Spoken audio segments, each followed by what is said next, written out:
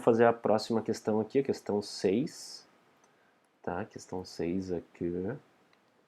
Um recipiente cuja base tem a área 1 vezes 10 na 2 centímetros quadrados. Vamos anotar essa área. A área 1 vezes 10 na 2 centímetros quadrados.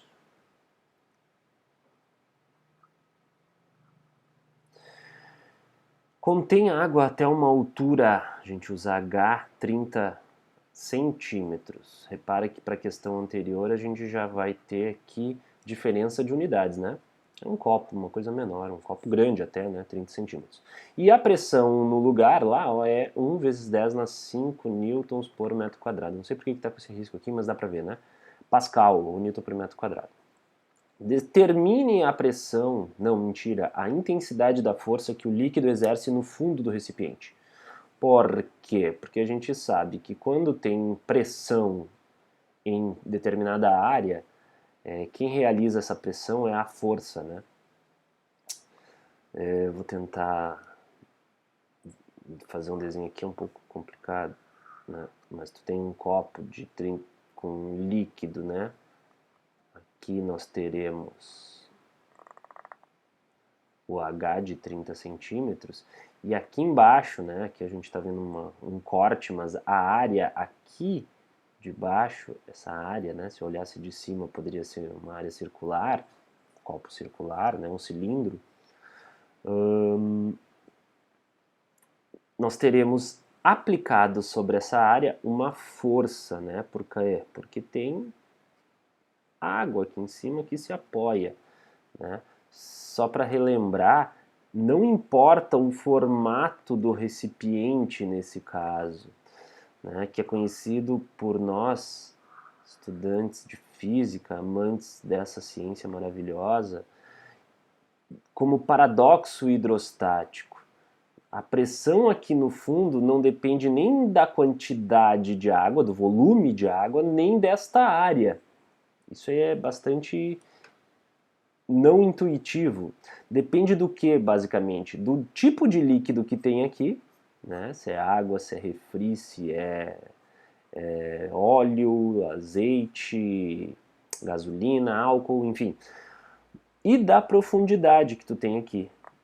Se tu tens o mesmo líquido nesses dois recipientes que eu fiz aqui e com a mesma profundidade de líquido, a pressão no fundo de dos dois recipientes aqui, a pressão vai ser igual, independente dessa área.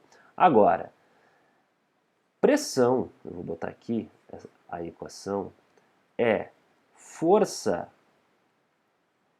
sobre área. Basicamente, na verdade, é aquela força normal à área. Então a gente pode, às vezes, colocar um Nzinho aqui para especificar isso. Então é a força que está aplicada nessa área. Por isso que é contraintuitivo a gente pensar que a pressão seja igual, né? Porque se tu tem forças diferentes e áreas diferentes, como é que a pressão vai ser igual, né? Mas isso aí a gente discute depois na resolução e você pode pesquisar sobre o paradoxo hidrostático. Mas agora, a gente quer saber o valor dessa força que eu desenhei em azul aqui, ó. Essa força que está aplicada aqui nesta área. Bom, é essa força aqui da equação. Eu devo isolar, então, ela, passando a área que está dividindo ela, multiplicando. Vai ficar A vezes P igual a Fn. Eu vou inverter a equação, que normalmente a gente isola o que a gente quer encontrar, a nossa incógnita, à esquerda, e à direita a expressão que representa ela.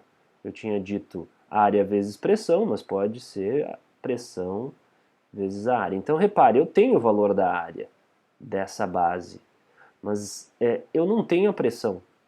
Então, eu resolvi um problema, eu sei qual é a expressão que vai me dar o valor da força, mas primeiro eu tenho que descobrir a pressão. A pressão, sim, eu vou descobrir como na questão anterior. Lembra qual era a expressão que nos dá pressão de um líquido em um líquido? É P igual a P0 mais dGH.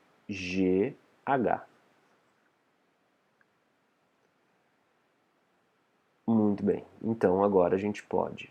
Pressão na superfície livre do líquido. Lembra da questão anterior, quem viu? Qual é a pressão que age aqui? É aquilo que a gente chama de P0, que é a pressão, se esse copo está aberto para a atmosfera, a pressão atmosférica que foi dada. Vamos começar a resolver isso aqui. Então, pressão vai ser... Deixa eu fazer menor, senão vai me sobrar, vai me faltar espaço. Vou começar a fazer aqui. Vou fazer em outra cor. A resolução aqui. Pressão é 1 vezes 10 na 5. A pressão que a gente tinha antes, é a pressão a nível do mar, por isso que ela aparece direto. Mais a densidade do líquido vezes a gravidade vezes a profundidade. Aqui está a densidade do líquido, é água. Olha para essa unidade coerente com o sistema internacional. Olha para essa unidade coerente com o sistema internacional. Mas olha para essa unidade, não é coerente. Então a gente tem que passar isso para metros. 0 divide por 100, 0,3 metros. Vamos agora sim colocar aqui 2, densidade da água, 1 vezes 10 na 5. Eu preciso fazer caligrafia nesse negócio. Vezes a densidade 10 na 1, já vou colocar, né? 10 é 10 na 1. E H é 0,3. Aliás, como é 0,3, não vou usar as potências, ó. Vou fazer o seguinte. Se eu faço 10 vezes o 0,3, ele vira um número mais fácil de trabalhar, que é 3, né? Então eu vou deixar assim. Repara que eu preciso resolver isto antes de somar, a gente já viu na questão anterior. Mas vamos lá. 1 vezes 10 na 5, somado a quê? A esse produto. 10 vezes 0,3, isso aqui dá 3. 3 vezes 1 dá 3. E tenho 10 na 5 ainda, então é 3. Desculpa, eu sou campeão em errar esses points, né? Estamos aqui fora de forma na resolução de exercícios, né? Você já deve ter reparado que esse 10 é 10 na 3, olha aqui. Então, é a idade, eu estou ficando cego e não estou mais enxergando. Né? Mas eu vi, como é que eu percebi o erro? Né? Só para dar um exemplo de tu entender que tu está errando, né? E voltar atrás para corrigir. Deu uma pressão muito alta, ia dar 4 vezes 10 na 5 a pressão aqui no fundo. Certo? Essa é a pressão a 30 metros de profundidade. Não está certo. Na água, né? 30 metros, e aqui eu tenho 30 centímetros, então é bem menor. Vamos nessa. Então, 1 vezes 3 vai dar 3 vezes 10 na 3.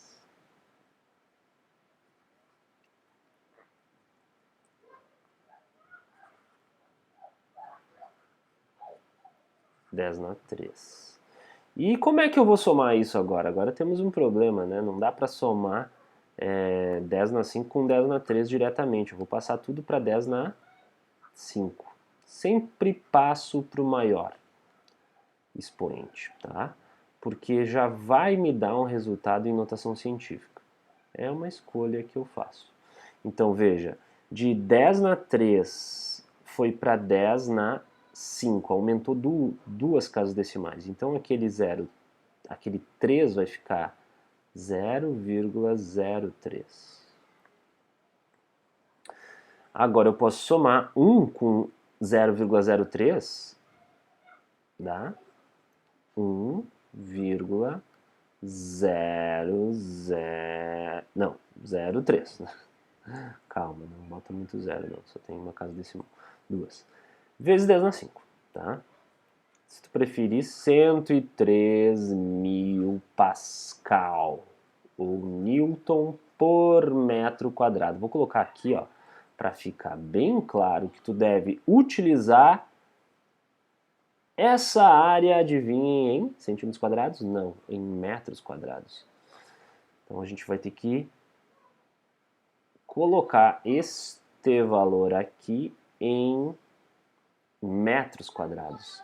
Ou seja, se tu tem aqui 100 centímetros quadrados, né, mas é 1 vezes 10 na 2, isso em metros quadrados vai dar um número pequeno. Isso a gente também tem que reparar, porque às vezes o cara não sabe se vai multiplicar ou dividir esse número. Ah, eu sei que é por tanto, né, normalmente, eu sei que é por 1000, eu sei que é por 100, mas será que eu divido ou multiplico? Às vezes faz um erro tão bobo aqui, que é só pensar assim, 100 centímetros quadrados, se eu for representar esta grandeza em metros quadrados, tem que dar um número pequeno. Então, para esse número se tornar menor do que ele, já que eu vou representar aqui em metros quadrados o resultado, eu vou dividir, né? Vou ter que deixá-lo menor, já que a unidade aumentou. É aquela coisa parecida com essa mudança aqui, ó, 3 vezes 10 na 3 para 0,3 vezes 10 na 5. Isso é um produto. Se um fator do produto aumenta, o outro diminui. Aqui é a mesma coisa. É um produto, na verdade, né? Se esse fator aumenta, vai de centímetros quadrados para metros quadrados, que é maior, esse aqui tem que diminuir.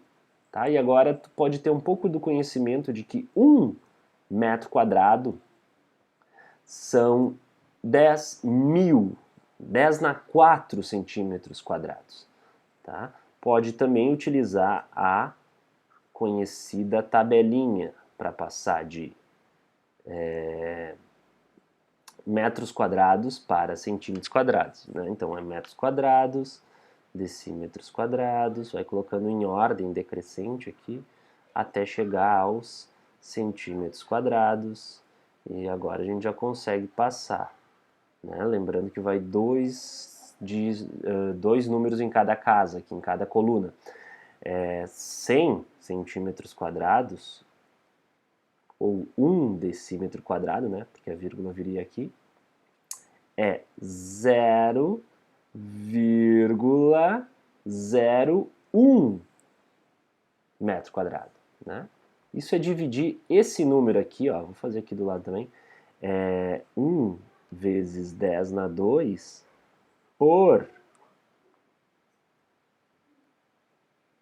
10.000, que é 10 na 4. Quanto que é 1 vezes 10 na 2 sobre 10 na 4? É 1 vezes 10 na menos 2. Por quê? 1 vezes 10 na menos 2. Esse é o resultado que dá aqui. Por que 10 na menos 2 aqui? Porque eu tenho que subtrair os expoentes. 2 menos 4, que dá menos 2. Tá? Veja que isso aqui é 1 vezes 10 na menos 2, se eu passar para a notação científica. Certo, então a segunda parte agora, finalmente, né? Eu estou indo bem devagarinho para você acompanhar. É descobrir o valor da força normal, da força que o líquido exerce no fundo do recipiente. Se chama normal porque ela é perpendicular à área do fundo do recipiente. Então tá aqui a expressão que a gente vai usar nessa segunda parte. É a pressão que eu acabei de calcular, 1 vezes 10 na 3, 1,03, está aqui em cima, né, gente? 1,03 vezes 10 na 5 multiplicado por 1 vezes 10 na menos 2. Força, essa força vai dar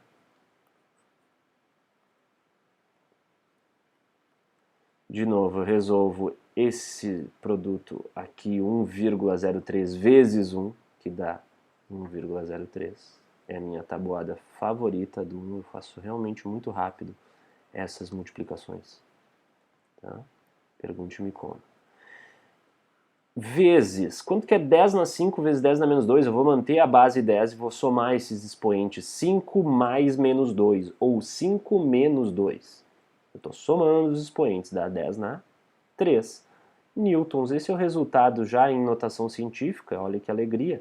Mas se tu preferir abrir ele para ter uma noção, é 10.030, porque é 10 na 3, né? A vírgula vai andar daqui 3 casas decimais. esse é o valor da força no fundo desse recipiente. Tá certo, pessoal? Tendo mais dúvidas, entre em contato pelo fórum aí, tá? Vamos lá, ó, vou tentar de novo. É só para perder tempo, ó. Hashtag nós na física. Opa, na com acento. Eu tava falando fi e botei o acento. Yeah. Show de bola. Até mais, gente. Opa, como é que eu paro?